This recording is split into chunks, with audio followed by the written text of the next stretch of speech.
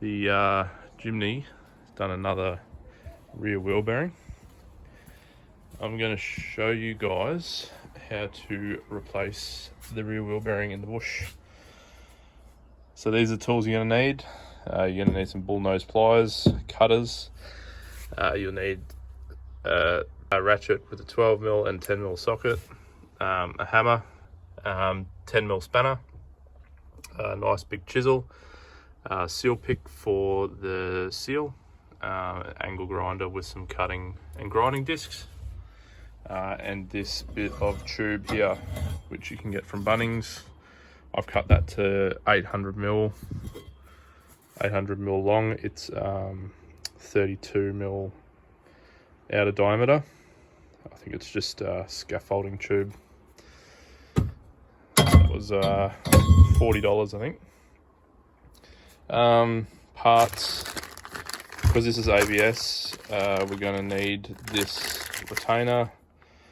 This is the retainer with the tone ring on it. That's all one piece. You can't take the tone ring off this retainer. So unfortunately, if you've got an ABS Jimny, you're going to have to buy this every time you do a rear wheel bearing, because you got to cut it off. Koyo wheel bearing. I get these ones because they're factory for starters, and two, they've got the little guard on the outside of it, on the inside of it, sorry, to try and stop shit getting on the bearing. Doesn't work that well because it's forever changing wheel bearings. And that's just your inner axle seal there, which you may as well do when you're in there. First thing you want to do, jack your car up and take your wheel off. Right, now you want to pull your drum off. You should only have to give it a couple of light taps with your hammer. If you've got to give it any more than that, there's a few little M8 holes here and here you can put a bolt in to get the drum off. Otherwise, if you hit it too hard with a hammer, you might end up cracking the drum. I know mine come off pretty easy because I take them off all the time.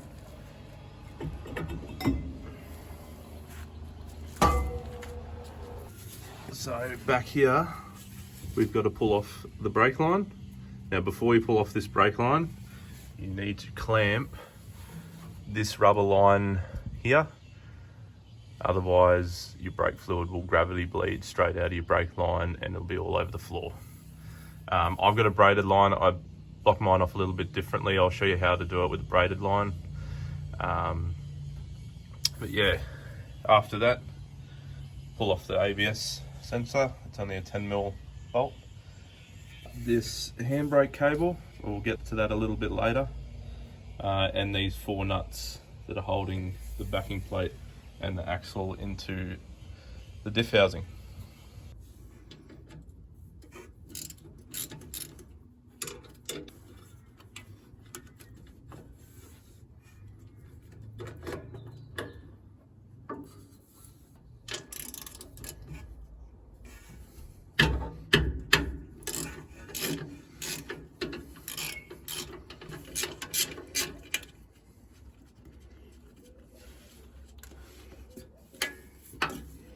This is how I cap my brake lines.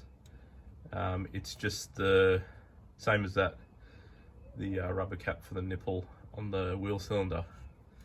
So that's one way you can cap the brake line if you've got braided lines.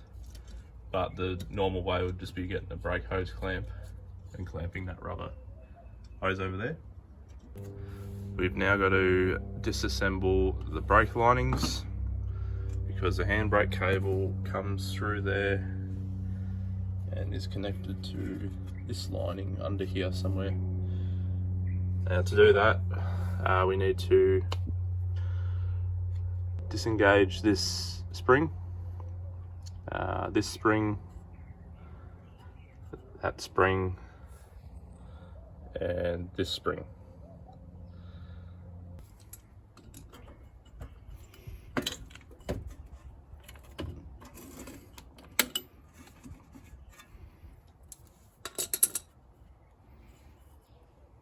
The flat piece of the pin with some bullnose pliers, push it in and twist. That's it. Same for the other side.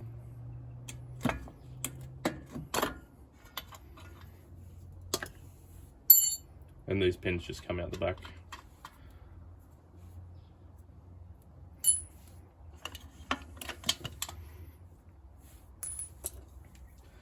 Bottom spring. That should just come off right there.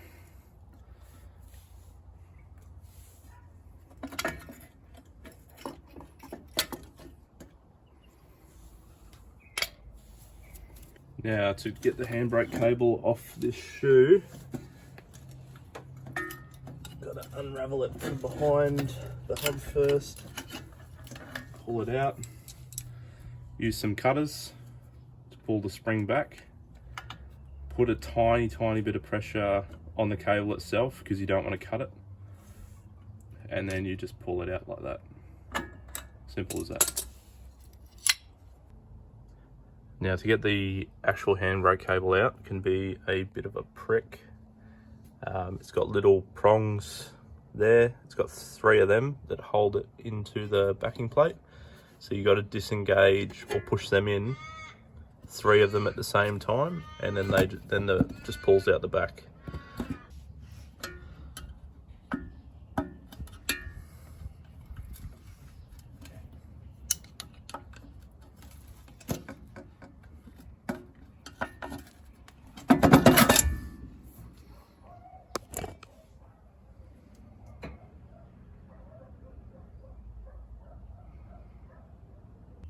Now the axle's ready to pull out.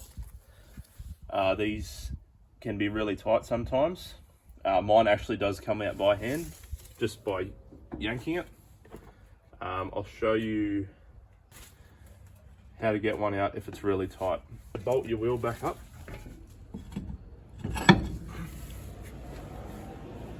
Put a couple of wheel nuts on, 3 or 4 threads.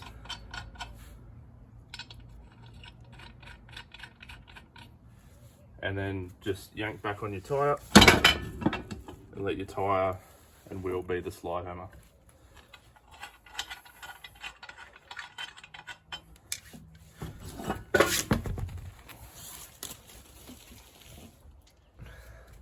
Now you can just pull it out.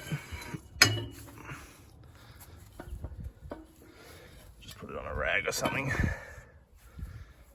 And that's the axle out. So now, cut our tone ring off, cut our bearing off, put our new ones on.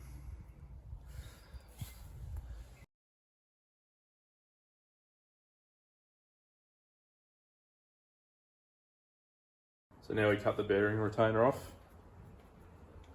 How I normally do it is I chop this tone ring off and then grind the rest down.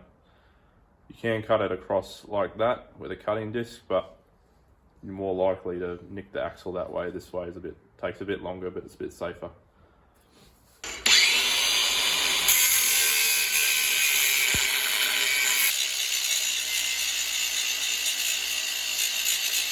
Once you've ground pretty close to the axle, you can start hitting it with a chisel, and it should just crack like that.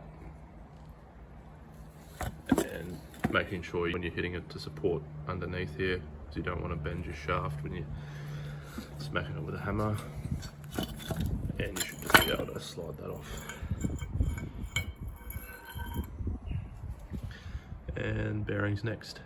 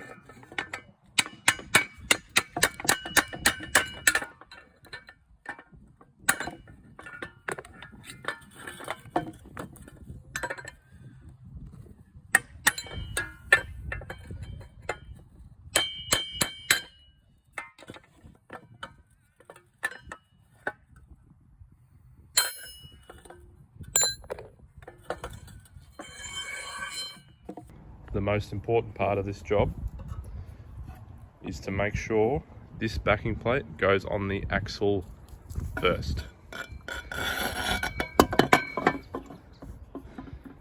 If you don't do that, you got to cut the new bearing off. Second most important part, or equally as important, this bearing is different on both sides. This little spacer has to go to the outside. Now if you press it on backwards, once you go to bolt it back up, the wheel will actually lock up and it won't turn at all. So make sure that goes on that way. And then your retainer and tone ring. I'm going to heat this up in the oven a little bit so it goes on a little bit easier. That goes on that way. When you're knocking the bearing on, make sure you support the underside of the axle with a couple of blocks of wood so it's not sitting on the wheel studs. Otherwise, you'll probably knock the wheel studs out. Hold down.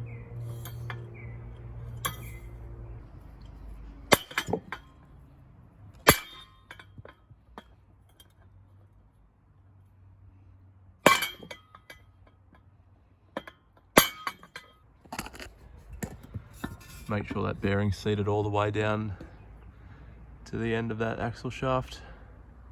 I don't know if you can see that.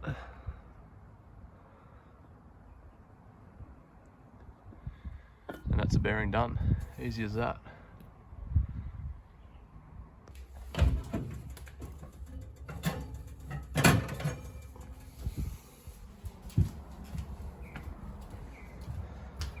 Move.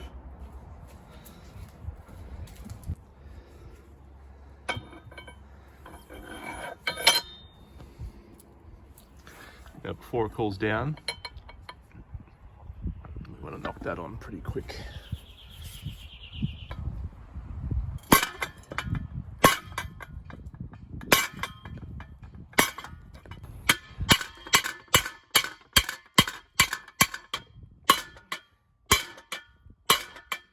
Okay, that's back on.